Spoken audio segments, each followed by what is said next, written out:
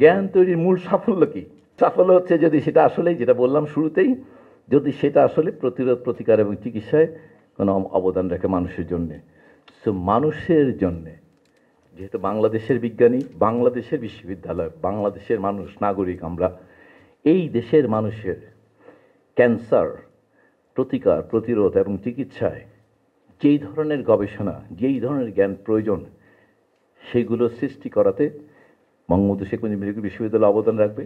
আর খালেকুজ্জামানের মতন এরকম নতুন বিজ্ঞানীরা এই পথে আর বহুদিন হাঁটবেন, এই আস্থা এবং বিশ্বাস আছে। আমরা তাদের পথের বাধা সরিয়ে দেওয়ার চেষ্টা করব। প্রি ক্যান্সার স্ক্রিনিং হলে পরে আউটকামগুলো অনেক ভালো হবে, এটা আপনাদেরকে বোঝানোর দরকার নাই। তা আমাদের সরকারের পক্ষে তো আসলে এগুলো কাজ করা সম্ভব না। সরকারকে এই ব্যাপারে আপনাদের তৈরি করা তথ্যগুলো আমাদেরকে আসলে, যেটা আপনারা বলছেন এভিডেন্স বেসড পলিসি মেকিং, তো আসলে আপনারা যে জেনারেটেড এভিডেন্সের উপর বেস করে যদি আমরা পলিসি করি, আপনারা এখানে বলছিলেন যে ন্যাশনাল ক্যান্সার স্ট্র্যাটেজি, আমাকে বললেন জাকির যেটা তৈরি করা হচ্ছে, মানে পরিকল্পনা আছে, আমরা তৈরি করা হবে এবং কনসালটেশন হবে, কনসালটেশনের উপর এক্সপার্ট টিম করে আমার ধারণা যে ন্যাশনাল ক্যান্সার স্ট্র্যাটেজি তৈরি হবে। এবং ক্যান্সার স্ট্র্যাটেজি তৈরি করার সময় এইটি একটি প্রাথমিক গবেষণা, যেটার মধ্যে যেটা তথ্য আমাদের ব্যবহারের উপযোগী আছে, হয়তো বা স্ট্র্যাটেজি তৈরি করতে আরও বেশি কিছু লাগবে।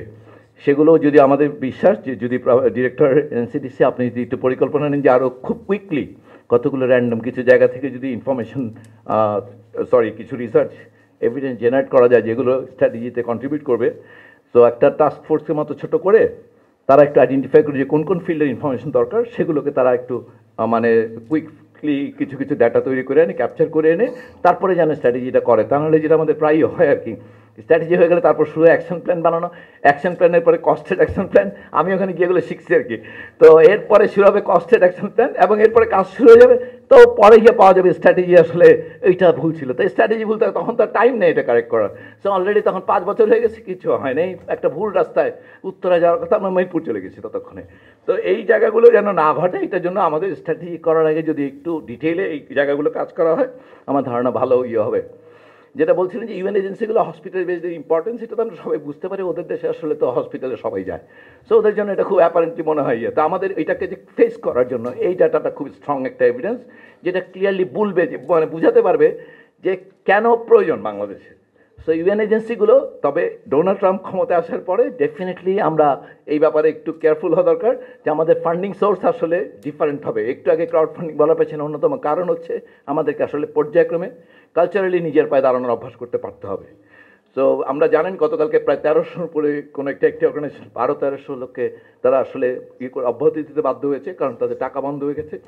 আমাদের সরাসরি এখন বিএসএমএমওর সম্পর্ক নাই, কিন্তু সরকারের অনেকগুলো কর্মকাণ্ডের সঙ্গে আসলে এই ট্রাম্পের এই সিদ্ধান্তের সম্পর্ক আছে।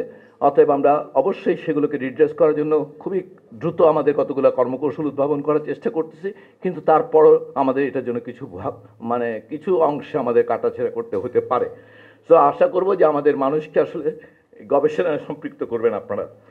মেশিন সম্পর্কে ইতিমধ্যে আমি বলেছি, যেটা বলছেন 8টা সাইট, এটা হচ্ছে খুবই স্ট্যান্ডার্ড কথা আসলে একেবারে, যে ডেমোগ্রাফিক সাইট থাকবে 8টা, এরকম হওয়া দরকার ছিল। এটা শুধুমাত্র সাইট শুধুমাত্র ক্যান্সারের জন্য না, আসলে সাইট থাকবে 8টা, যেটাতে সব কিছু থাকবে। আপনারা জানেন একটা বড় অর্গানাইজেশন, আমি কোনো আইসিডিডিবি এক মতলব সাইট দিয়ে সারা পৃথিবীতে এই 60 বছর একটি সাইটকে কেন্দ্র করে 60 বছর পৃথিবী, এবং আপনারা জানলে অবাক হবেন যে স্যাম্পল নেওয়ার জন্য চার্টার প্লেন এসে স্যাম্পল নিয়ে গেছিলো এবারে কোভিডের সময়ে।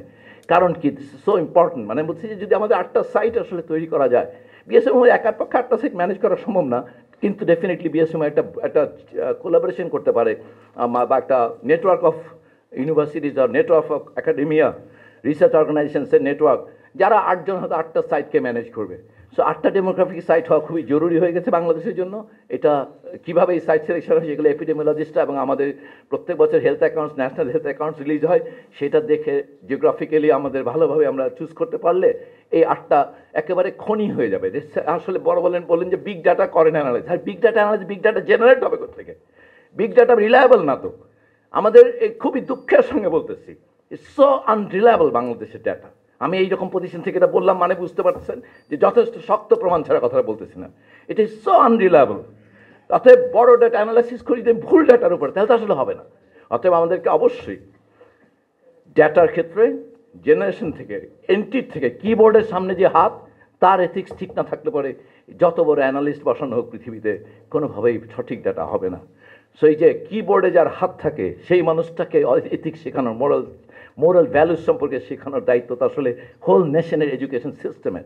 অতএব আমরা আশা করব যে এই জায়গাগুলোতে এই ডেমোগ্রাফিক সাইট তৈরি করা যেমন গুরুত্বপূর্ণ, কিন্তু সেই সাইটের পাশাপাশি সে সাইটে যারা এন্ট্রি দিবেন, সেই সাইটে যারা কাজ করবেন, এই তাদের অনেস্টি, তাদের ইন্টিগ্রিটি অ্যান্ড এথিক্স, এটাও মাচ মোর ইম্পর্ট্যান্ট, অথবা অ্যাটলিস্ট ইকুয়ালি ইম্পর্ট্যান্ট। সবচেয়ে বড় কথা হচ্ছে যে আমি বিশেষজ্ঞ না, তবে হ্যাঁ, এগুলো রুরাল আরবান এই সমস্ত কম্প্যারিজন খুব ভালো। এগুলো কিন্তু এগুলো করতে যে পরিমাণ সময় এবং রিসোর্স লাগে, এগুলো মোটা দাগে এস্টাবলিশ, মানে আমরা মোটা দাগে জানি ক্যান্সারের কনফার্মিং ভ্যারিয়েবলস কী, কোনটাকে ইনফ্লুয়েন্স করে। কিন্তু ভালো হয় যদি এটা হচ্ছে আমরা অনেকটা সূর্য পশ্চিম দিক থেকে, এখানে আমি বলতাম একসময় যখন শিক্ষক ছিলাম যে আচ্ছা, শাহবাগ থেকে তো আসলে কখনো দেখা হয় নাই যে সূর্য পূর্ব দিক দিয়ে ওঠে। অতএব যেহেতু এটা দেখা হয় নাই, এটা দেখার জন্য শাহবাগ থেকে সূর্য কোন দিক থেকে উঠে দেখার জন্য এটা গবেষণা হতে পারে, যেহেতু পৃথিবীতে এটা কোথাও লেখা নেই, গুগল করলে এটা পাওয়া যাবে না। তাইলে পরে এটা একটা জেনুইন কোশ্চেন হয়ে গেল যে শাহবাগ থেকে দেখা দরকার সূর্য কোন দিক থেকে ওঠে। তো এইরকম গবেষণা আসলে করা চলে না, মানে এটা হলে গিয়া ফান্ডামেন্টাল একটা কথা। অতএব আমাদের গ্রাম ভার্সাস শহর ডেফিনেটলি দরকার, কিন্তু আরেকটা হচ্ছে যে 5 লাখ, উনি খুব কারেক্টলি করছে কিন্তু আসলে ওই যে অ্যাডজাস্ট, মানে 5 লাখের কমে বা 10 লাখের কমে, আরেকদিন পরে বলছেন এর কমে তো আসলে একটা ক্লাস্টার হবে না। সো এটা খুবই এক্সপেন্সিভ হয়, মানে আমাদের জেনারেলি তো যে সমস্ত প্রশ্নের উত্তর মোটা দাগে জানা আছে, ওইগুলো প্রশ্নের উত্তর না খুঁজতে যাওয়াটা ভালো হবে। এটা হচ্ছে আমি ব্যক্তিগতভাবে আমার একটা পরামর্শ।